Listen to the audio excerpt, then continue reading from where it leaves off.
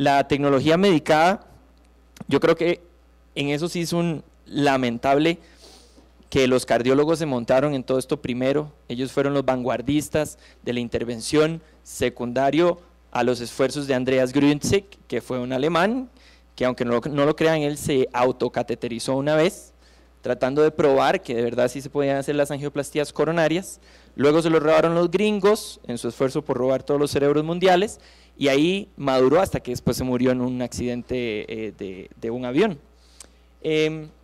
Resulta ser que si uno ve cómo se ha ido generando la terapia endovascular periférica, ha ido creciendo al punto que al día de hoy intervenimos hasta un 300% más de nuestros pacientes. Nuevamente les pido disculpas, todas mis filminas están apoyadas en documentos científicos, pero no, después de 2 horas de estar tratando, no hay manera de subir esto un poquito para que se vean todas las referencias científicas. Y al día de hoy, a pesar de que hacemos un montón y gastamos un montón de plata y metemos un montón de metal y abrimos un montón de arterias, este es el talón de Aquiles. No hemos logrado nosotros todavía ganarle a la restenosis y a la hiperplasia intimal que generamos precisamente por el trauma, el barotrauma y el efecto de cuerpo extraño que generamos en algunas de nuestras arterias. Y si vemos eso en estudios porcinos, definitivamente eso es lo que va a pasar. Hay un gran crecimiento, una hiperplasia intimal, y definitivamente que nos genera realmente problemas. Esta es una filmina que un amigo que trabaja en Miami y que me la prestó porque la presentó en Beijing sobre su experiencia en personal con una paciente luego de 8 años. Además de que probablemente cada una de esas veces que lo intervino le cobró $2,000 o $5,000,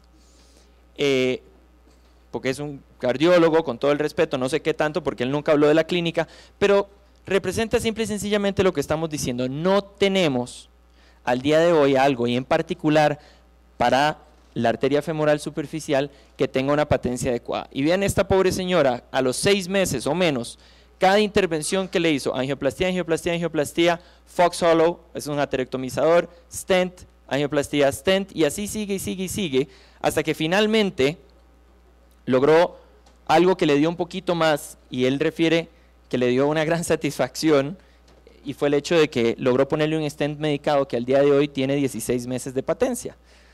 Entonces, por ahí, en una experiencia aislada de un solo caso, obviamente no tiene ningún peso científico, pero es algo que pone en evidencia este problema, y es un problema con el que muchos de nosotros a día tienen que lidiar.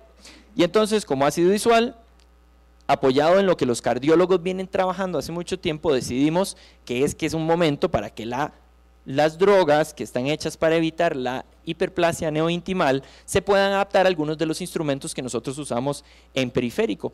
Y al fin y al cabo no son más que citotóxicos, se vienen usando hacía mucho tiempo para Kaposi, para algunos tumores, para algunas neoplasias, y entonces es ver alguna manera de buscar algún citotóxico, anular alguna fase celular y tratar de que ese crecimiento neointimal se vea bastante moderado.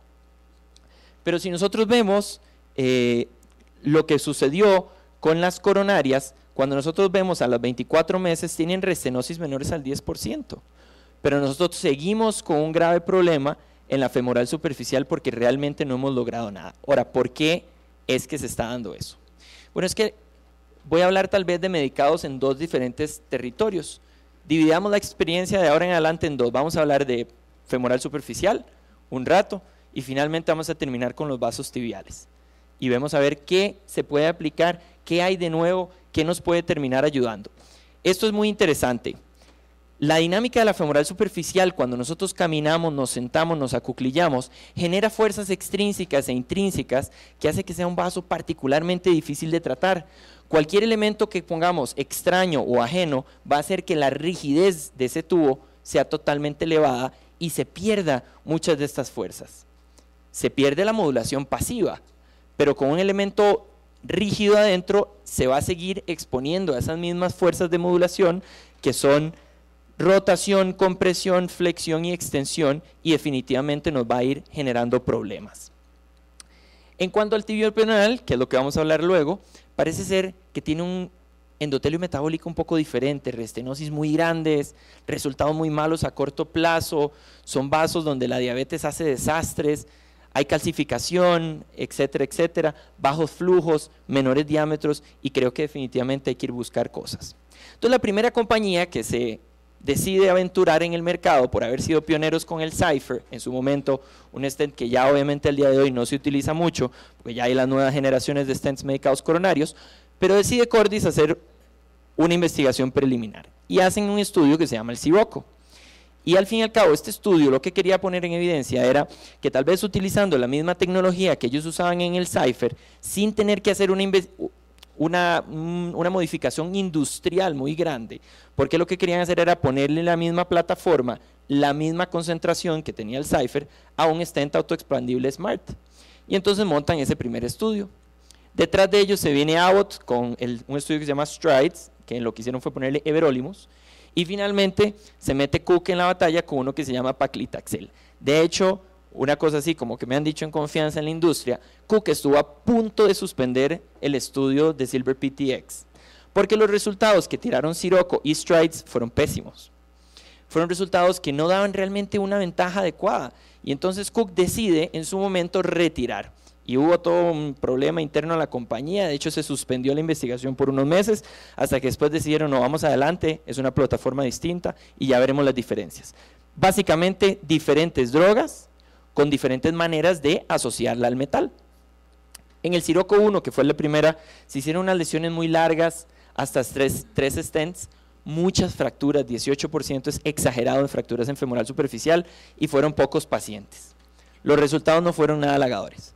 Deciden entonces, no, mucha fractura, no nos sirve, demasiada restenosis, vamos a hacer un Sirocco 2 con un poquito de mejores opciones para el stent. Bajan las lesiones a lesiones un poco más cortas, de hecho deciden que solo se pueden poner 2 stents, no más de 2, y vieron que la fractura era del 8% en 93 pacientes. Y esto se publica, los resultados iniciales por un montón de países. Aquí vemos Michael Jaff de Boston, por acá está Thomas Sella, Shiner, andaba por todo lado. Pero resulta ser, porque Cordis realmente creía que esto iba a ser una cosa que iba a cambiar el mercado. Se determinó que era seguro, que había pocas fracturas, pero no una diferencia estadística adecuada. O sea, a los 24 meses no hubo prácticamente ninguna diferencia entre las tasas de restenosis de un stent impregnado con droga y un stent que no tenía droga. Y la patencia a 24 meses estaba en 78.5, que para lo que se había publicado hasta el momento en estudios de femoral superficial era muy bueno, porque en femorales se manejaba un 50-60% a los 12 meses. Entonces, no solo quedan muy satisfechos de que el Smart, que no tenía droga, funcionaba bien, sino que deciden cerrar todo el departamento de investigación en droga. Entonces Cordis cierra el capítulo y sigue adelante. Algunos críticos dicen, bueno, ¿por qué pasó eso? ¿Qué pasó con Cordis? ¿Por qué detuvieron? Bueno, ¿y por qué no les dieron tal vez los resultados que querían? Yo creo que es un poco con la tratando de adaptar la farmacología de un Cypher. Si uno ve las diferencias en los stents, entre un stent medicado y un stent autoexpandible, son totalmente diferentes. Y además, lo que hablábamos de las fuerzas dinámicas del femoral, son totalmente diferentes las cosas. Entonces, la dosis era de 90 miligramos de sirolimus, 70% era un polímero, y los struts estaban muy separados, por lo cual alguna gente piensa que la cantidad de droga que realmente llegaba a la pared de la femoral era muy limitada. Entonces fue una mala jugada tratar de adaptar un stent coronario a un stent femoral, y obviamente eso lo documentó. Y en esto me parece muy importante que son estudios que se han hecho de remodelación en cuanto a impacto. Parece que la fuerza radial que uno le ejerce a un stent coronario dura 30 días. Más de 30 días no hay un fenómeno mecánico barotraumático. En cambio, en el stent autoexpandible, que es termosensible y que se va a extender, que se va a expandir, dura aproximadamente 150 días. Entonces, una cinética de entrega muy rápido tampoco tenía mucho sentido en este tipo de drogas, en este tipo de stents. Strides fue el esfuerzo de la segunda compañía. Una cinética de entrega, ellos dicen, mucho más prolongada, probablemente tratando de atacar ese problema que ellos creían que fue el problema de Cordis, y documentaron que era seguro, que era bueno, pero sinceramente los resultados al final, no fueron tan esperados, y de hecho a 6 meses la restenosis era prácticamente la misma en los dos grupos de Strides. Silver PTX es el estudio que trata de sacar Cook al mercado y ellos simple y sencillamente dieron cinética de entrega inmediata, pero aduciendo que la lipofilicidad del medicamento que habían escogido era mucho mayor y que por ende no necesitaban tener ningún otro elemento que lograra aumentar esa concentración en la pared vascular, sino que la droga era tan lipofílica y tan hidrofóbica que rápidamente iba a penetrar a la pared. Y bueno, empezaron estudios bastante importantes, primero un registro mundial que le llamaban, en donde se hicieron un montón de casos, y luego algunos estudios randomizados. Y si uno ve los registros iniciales, son bastante adecuados, subiendo por encima del 65% que se habla de los 13 meses. Y si uno compara los estudios que hay en femoral superficial, definitivamente viendo acá el porcentaje de patencia a 12 meses, definitivamente había algo sustancial. Y de hecho, a donde sea que ustedes vayan en este momento en el mundo y hablen con algún representante de Cook, los primero que les va a tirar es esto. Este es el huevo de oro en este momento de la compañía y cada vez más, si estamos trabajando en endovascular, vamos a sentir la presión de ellos porque parece que inicialmente los resultados son buenos. Igual hay que tener un poco de cuidado porque patencia no es que le hacen arteriografía a todo el mundo, es que le hacen un triplex y buscan que no hayan relaciones mayores a 2.5 entre los picos sistólicos. Entonces a veces uno puede tener estenosis del 50% que ellos simple y sencillamente dicen que está patente. Entonces también hay que tener un poquito de cuidado de cómo se van reportando todos estos estudios, pero sinceramente parece que por acá hay algo interesante que va a ser bueno seguirlo, ver los resultados finales que haya. Entonces, comparándolo, al parecer hay una mejoría significativa de Cook en cuanto a su pequeño estudio y esto tiene que ver con toda la cinética de drogas que utilizan, la manera en que se entrega y cómo la vamos a seguir. Pasando a tibio peroneal, dejando ya un poquito de la femoral superficial de lado en cuanto a angioplastía con stent medicado, también buscamos lo mismo, buscamos algunos estudios que empiecen a meter tratamiento con droga que vayan a mejorar un poco la patencia de nuestras intervenciones, sabiendo que ese territorio infrapatelar es muy proinflamatorio, tiende a cerrarse bastante, 3 meses de patencia es prácticamente lo que estamos teniendo al día de hoy. Y entonces empiezan a hacer, pero primero, estudios inicialmente con stents coronarios adaptados a lesiones tibioperoneales. Y en eso Mark Bossiers, que es tal vez una de las personas más grandes que está hablando del asunto, y Shiner también en Leipzig, ellos empiezan a hacer algunos estudios de estas dos cosas. Entonces este es el Dr. Bossiers, que lo van a ver en cualquier congreso de estos grandes, es uno de los que tienen miles de estudios en la parte endovascular. Éticamente no sé si eso tiene algún sentido o no, yo estuve 2 años ahí, al final quedé un poco curado de los famosos estudios, reciclando paciente para un estudio, reciclando paciente para otro estudio, se le daba vuelta, se le veía la otra pierna, etcétera, etcétera. Entonces, todo eso también tiene una connotación ética que sinceramente creo que sería para otra discusión en otro momento. Pero, bueno o no, ético o no, resulta ser que monta este estudio, Science B contra el Vision, y a 6 meses determinó que la patencia primaria del Science B era de 92.4% en comparación con un 78% de un bare metal stent, o sea, un stent metálico sin ninguna droga asociada. Entonces, estos son extractos del artículo que publicó el Dr. Bossiers y en donde hace una angioplastía y una disección residual, coloca un stent con droga y eventualmente los resultados son muy positivos. Pero hay que ir pensando de una vez y metiendo en el sistema, bueno, estos son stents con droga que a lo más el diámetro mayor podría llegar, la longitud mayor andará por unos 38, creo que el Cypher llegará a 38 de longitud, no más que eso. Y hay que pensar en 33, gracias, 33 de longitud y no hay otro stent que pueda llegar a una longitud tal vez más grande que esa. Y la naturaleza, sabemos, los que trabajamos en tibioperoneales, de las lesiones son un poco complejas, pero eso lo vamos a hablar ahora. Paradise es otro estudio que se hace en Estados Unidos, donde trata de prevenir amputaciones en función del uso indiscriminado de stents cardiológicos o stents medicados en el segmento tibioperoneal. Y él logra hablar de salvataje. Y entonces hace una gran alaraca de que esos pacientes tratados con drug-eluting stents tienen un salvataje del 94%. Pero a la misma manera, y eso creo que hay que ser muy crítico, el salvataje en las lesiones tibioperoneales no tiene mucho sentido en cuanto a permeabilidad.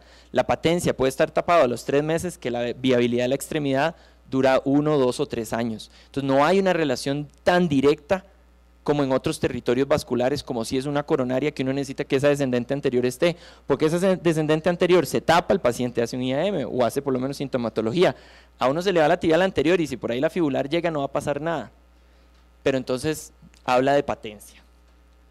Y entonces aquí demuestra él cómo hace una lesión, estos también son extractos de su tratamiento, de su paper, donde pone un cipher aquí, pone otro cipher acá y aquí pone un EPA-code que no tienen droga. Y que cuando llegó a hacerle un control a los 6 meses, los ciphers se veían muy bonitos, pero el EPA-code fue el que tuvo que hacer restenosis, y entonces, ¿cuál fue la solución? Otro cipher adentro del EPA-code para resolver la lesión. Y entonces pone esto, no sé, no sé cuál es la impresión de ustedes, pero a mí me choca un poco ese comentario. Esto sale en el mismo paper, es un copy-paste. Nuestra hipótesis es que hubo mejor limb salvage porque usamos drug-eluting stents. Realmente uno se pregunta si es necesario la patencia o es necesario salvataje, porque tienen patencias, esto se publicó en JACC, o sea, son informaciones en teoría de peso, que él está diciendo que fueron los drug-eluting stents responsables de que al paciente le fuera mejor, no fue la intervención inicial que tal vez mejoró la viabilidad de la extremidad en un momento de isquemia crítica, lo sacó de la isquemia crítica, luego se tapó y no sabemos qué pasó. ¿Y por qué digo esto? Bueno, porque si nosotros vemos ya en estudios, en metaanálisis, donde tratan de juntar un poquito de toda la gente que está publicando de esto, vemos que en los tal vez 2 estudios que hay de Scheinert y Ciabilis comparando stents con droga y stents sin droga, si vamos hacia abajo, hacia la última columna, prácticamente los niveles de amputación fueran de 0. Obviamente muy poco peso estadístico porque eran pocos pacientes, pero es 0. Y al final eso es lo que nosotros, siento yo, y eso es una cosa muy personal, que cuando estamos haciendo vasos tibiales lo que estamos buscando es preservar la extremidad. ¿A expensas de qué? Mejorar esa patencia, pero tal vez, independiente que uno use un stent medicado o no, hay una mejoría y al final la amputación mayor no se está dando. Entonces, revisando ahí un poquito más del tema, pues encontramos también metaanálisis de las angioplastías crónicas contra, por ejemplo, un bypass. La patencia primaria a los 3 años de un bypass es del 72.3%, mientras que la patencia con un balón, y aquí me parece que es un poco exagerado porque te puedo asegurar que a 3 años una angioplastía con un balón de vasos tibiales probablemente menos del 30% van a estar aún abiertos, es esto. Pero el salvataje es total y completamente comparable.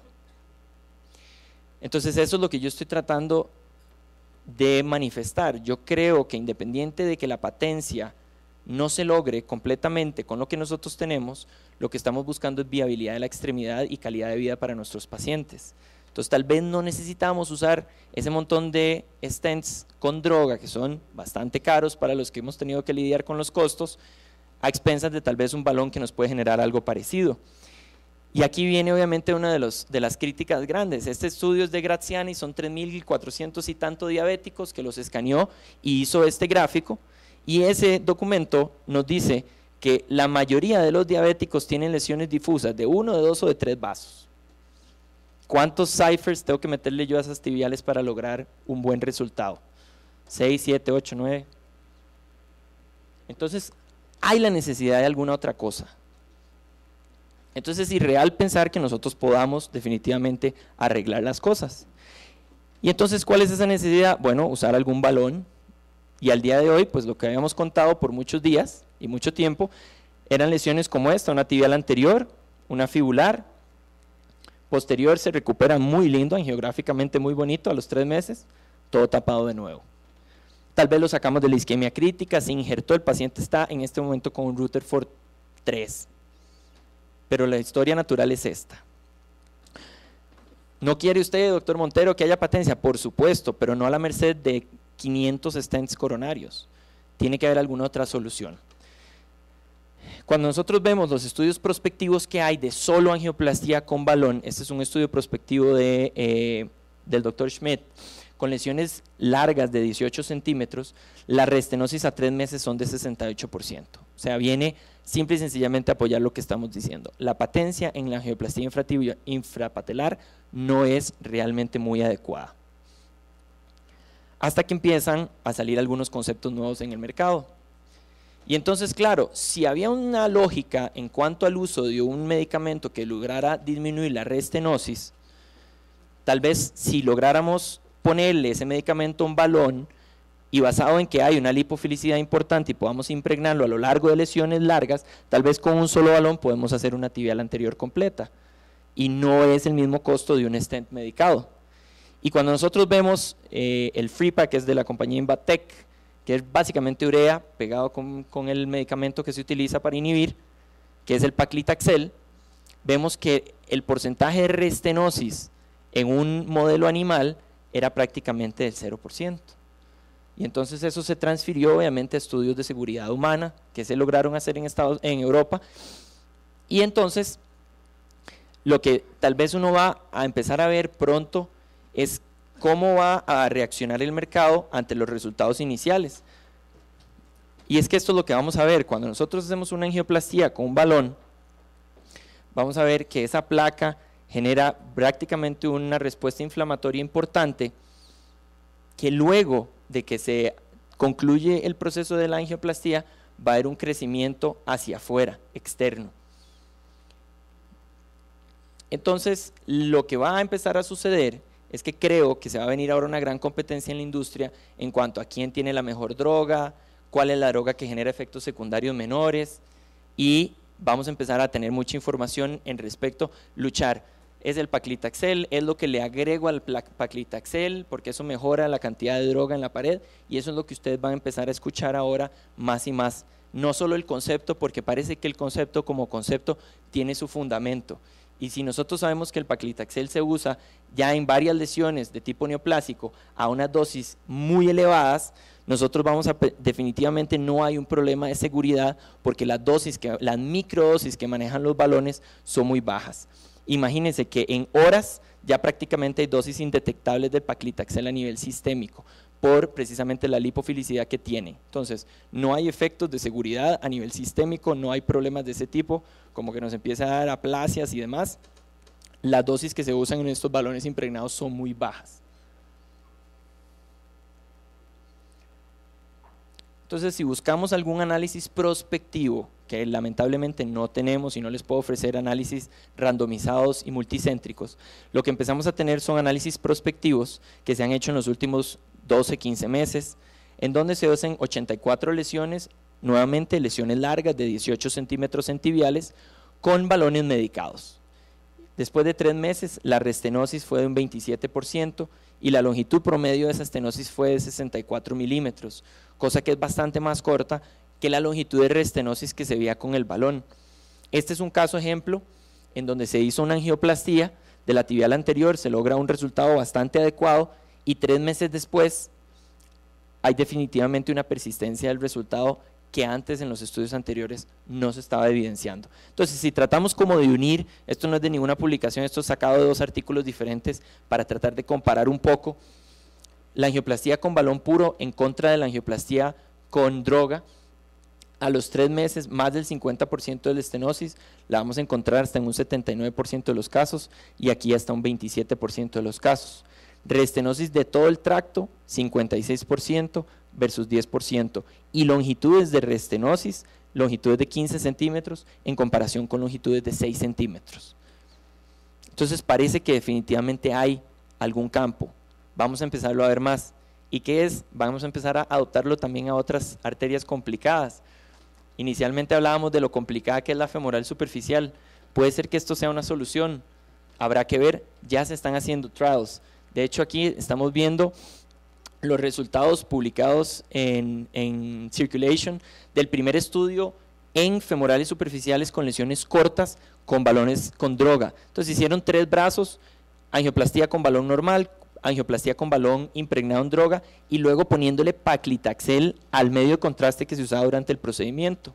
Y realmente lo que encontraron es que no hubo que reintervenir a 2 de 48 pacientes, que fue realmente un porcentaje importante del 88.2%, que no hubo que reintervenir en los primeros 6 meses. Este estudio también lo volvieron a hacer ya con un número más grande de pacientes y encontraron esta significancia estadística a más de 18 meses entre los dos grupos, balón sin medicamento y balón con droga. En la femoral superficial, hace poco el doctor Micari de Italia en el EuroPCR nos presentó alguna de la información que él está haciendo ya con más números de pacientes en femoral superficial, y él habló de 114 lesiones con longitudes de aproximadamente de 8 a 10 centímetros, de las cuales 30% eran estenosis, y él lo que encontró es que las patencias primarias eran bastante adecuadas al 87% en 6 meses y 83.7%. O sea, está logrando lo que aquellas compañías con stents están logrando solo con el uso de un balón que simple y sencillamente no deja ningún efecto residual atrás más que la droga impregnada en el tratamiento ideal. Y entonces no se extrañen de que en los próximos meses los van a empezar a acosar con todos estos estudios que obviamente se vinieron detrás de esto, porque obviamente las compañías pues están muy emocionadas de que los resultados iniciales son así. Creo que tenemos que ser cautelosos, hay que esperar a que hayan buenos resultados para cambiar nuestras prácticas, pero sí en un futuro próximo vamos a saber mucho de estas cosas. Muy amables, de verdad, les agradezco la atención.